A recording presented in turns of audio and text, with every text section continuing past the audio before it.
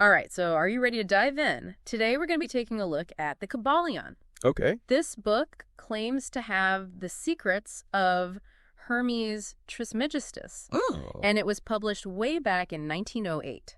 Oh, wow. Have you ever heard of Hermes Trismegistus? Oh, yeah. Hermes Trismegistus.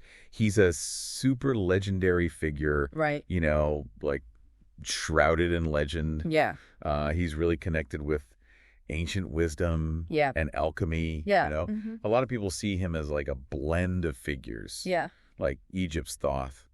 But whether he actually lived or not, Right. that's a total mystery. Yeah, it's debated. Debated for For centuries. centuries, yeah. Yeah.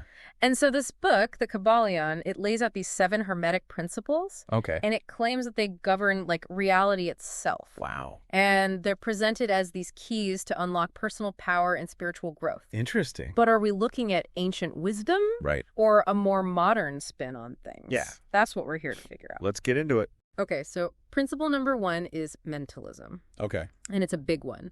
The Kybalion states, the all is mind. The universe is mental.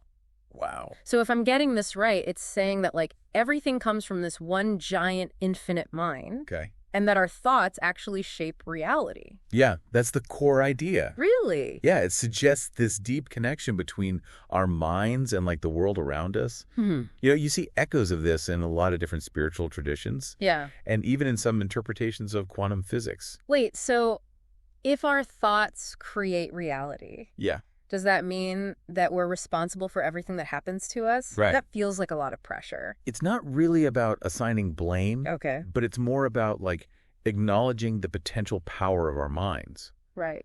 The Kybalion suggests that by understanding and mastering our thoughts, we can actually influence our experiences. Okay. So think of it like the placebo effect. Mm-hmm. Belief can have a real impact. So it's more about harnessing that power intentionally. That's pretty mind-blowing. Yeah. Okay, so on to principle number 2, correspondence. Right? The Kybalion says, and I quote, as above, so below. As below, so above. Ooh, I like that one. Yeah, this one sounds pretty mystical to me. It points to the interconnectedness of everything. Okay. The idea is that patterns repeat across different levels of existence, Okay. from the really small to the really big. Mm-hmm. What we see in our physical world is believed to reflect a higher spiritual reality. So the human body mirroring the solar system, Yeah. that kind of thing. Think about it. Our circulatory system, Mm-hmm. with its network of veins and arteries, Yeah. it echoes the movement of planets. Wow. Our cells, they replicate and die, Right. much like stars are born and extinguished. Huh. Seeing these patterns can give us a sense of connection to something much greater than ourselves. So by studying the patterns in nature, Yeah, we could potentially understand deeper truths about ourselves and the universe. exactly. The Kybalion encourages us to look for these correspondences Okay. and draw wisdom from them. Yeah. It's about understanding that we're all part of a grand, interconnected web. I like that. Yeah, It makes the world feel less random and more purposeful. right. Yeah. Hmm. All right, let's move on to principle number 3, vibration. Okay. The Kybalion says, nothing rests. Everything moves. Everything vibrates. Hmm. So even this table we're sitting at is vibing right now. In essence, yes. Whoa. This principle highlights that everything is in constant motion, Okay. and vibration, even seemingly solid objects. Right. It's about recognizing the dynamic nature of reality. Mm-hmm. And different vibrational frequencies are thought to create different forms and experiences. Interesting. It's a concept that aligns with modern physics, too. Oh, really? Yeah, which tells us that matter is essentially energy Okay. vibrating at different rates. So it's everything's kind of humming Yeah. on a different frequency. I've always kind of wondered about how this principle might relate to emotions and thoughts. Eh, Do they have their own vibrational frequencies too? That's a great question. Yeah. And it's one that many spiritual traditions explore. Right. The Kybalion itself doesn't really get into specifics, Okay. but it definitely opens up that line of inquiry. Mm. It invites us to consider the energetic qualities of everything around us. Okay, so we're talking about more than just physical vibrations here. Right. It's about this subtle energy that permeates everything. Exactly. That's pretty profound. It is. Okay, are you ready for principle number 4? Bring it on. All right, so polarity. Everything is dual. Everything has poles. Everything has its pair of opposites. Extremes meet. All truths are but half-truths. All paradoxes may be reconciled. Whoa. That's a mouthful. Yeah. What's the key takeaway here? This principle emphasizes the duality inherent in everything. Okay. It suggests that opposites aren't actually separate, Okay. but two extremes of the same spectrum, like hot and cold. They seem like total opposites, Right. but they exist on a continuum of temperature. I get that, but doesn't the Kybalion oversimplify things a bit? Like, life isn't always black and white. You're right. It's not about reducing everything to simplistic binaries. Okay. The point is to recognize the spectrum Right. and understand that we have the power to move along it. Okay. It's about seeing the nuance and recognizing that even opposing forces are connected. So we're not necessarily talking about good and bad here. Right. But rather like different expressions of the same energy. Exactly. Okay. The Kybalion suggests that by understanding this principle, we can learn to transmute negative states into positive ones. For example, fear and courage. Yeah. They might seem like opposites, Right. but they're both responses to perceived threats. Interesting. By shifting our perspective and tapping into that courage within us, Yeah. we can overcome fear. So it's saying we have more control over our emotional states than we might realize? That's exactly. Okay, I'm intrigued. Let's move on to principle number 5. Sounds good. What does the Kybalion have to say next? All right, so principle number 5 is rhythm.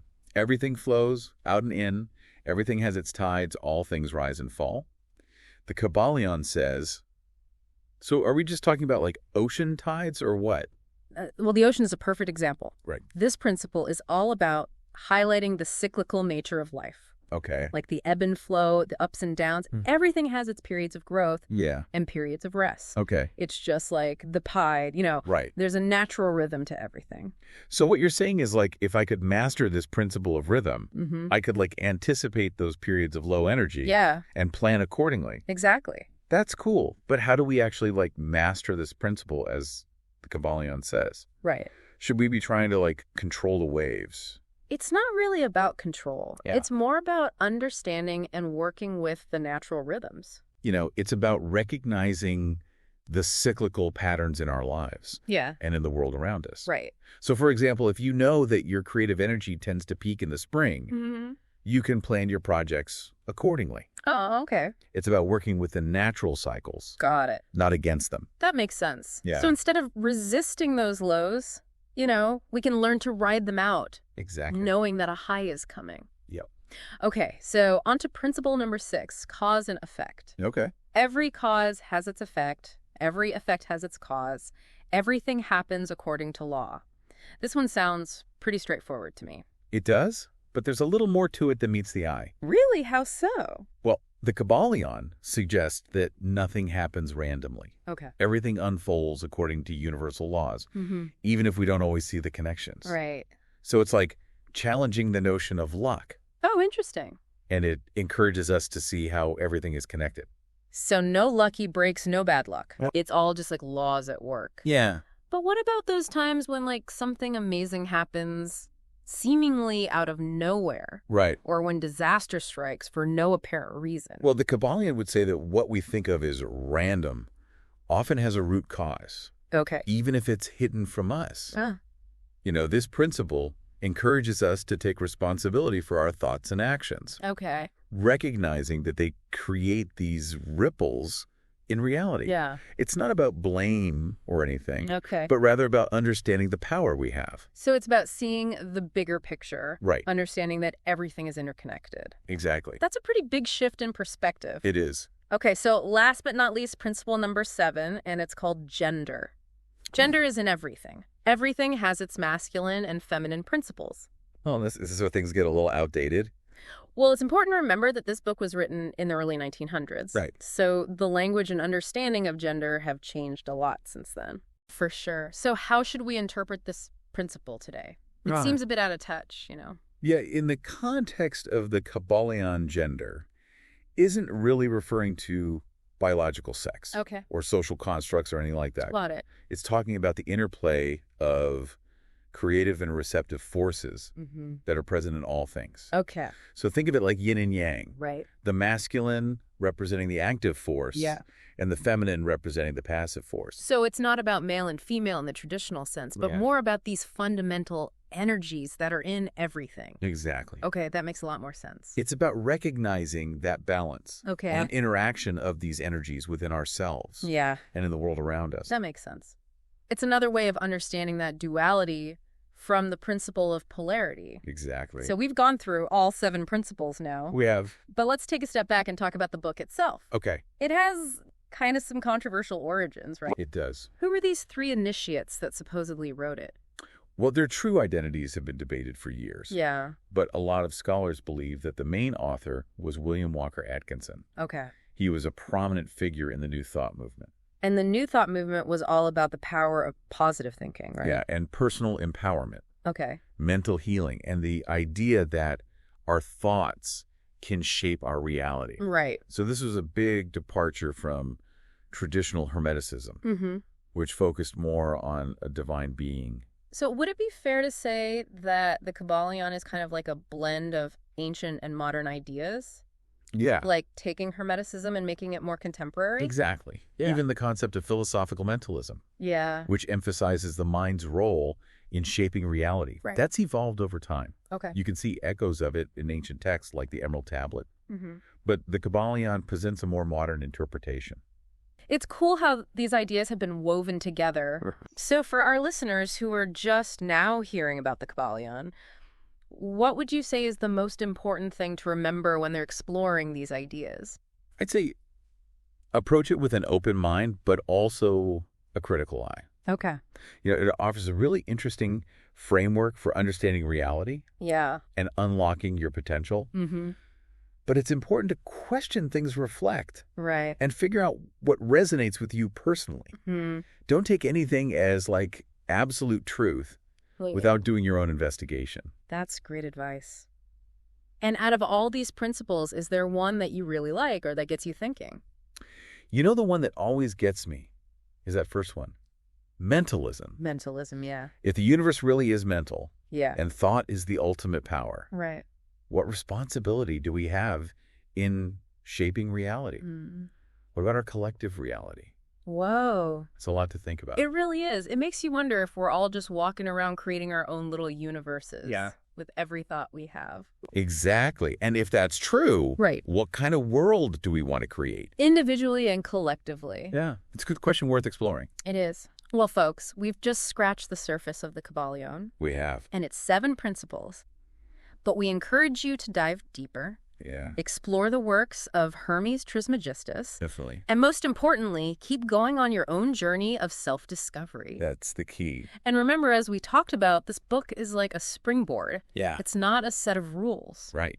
It's about using these principles as tools, you know, Right. for thought, Yeah. for introspection. Mm-hmm. See how they fit with your own experiences Yeah. and beliefs. It's all about that personal journey, isn't it? It is. Figuring out what works for you and Yeah. how these principles can apply to your own life. Exactly. And who knows? Yeah. Maybe you'll find your own Kybalion, Oh, wow. your own guiding principles for life. Right. We're all students of the universe. Yeah, I love that. You get- The Kybalion is just the start. Mm-hmm. It makes you curious and want to ask more questions. And that's what makes it so interesting. Yeah. It's not about answers. Right. It's about questions. Mm-hmm. And in those questions, Yeah. there's potential for growth and self-discovery. So to wrap things up, Yeah. what's the one thing you hope people listening take away from this? I think the most important thing is perspective. Perspective. Okay. The Kybalion encourages us to see the world differently. Right. And ourselves. To see how it's all connected. Yeah, the underlying principles. It's like putting on new glasses Exactly. and seeing things with fresh eyes. It's about recognizing that we're not just watching this all happen. Right. We're taking part in creating our reality. Wow. We have the power to change our perspective, Yeah. choose our thoughts, Mm-hmm. and ultimately shape our experiences. That's a powerful message. It is. And a great way to end our deep dive. Yeah. So until next time, keep those minds open. Keep those vibrations high. And keep diving deep, everyone.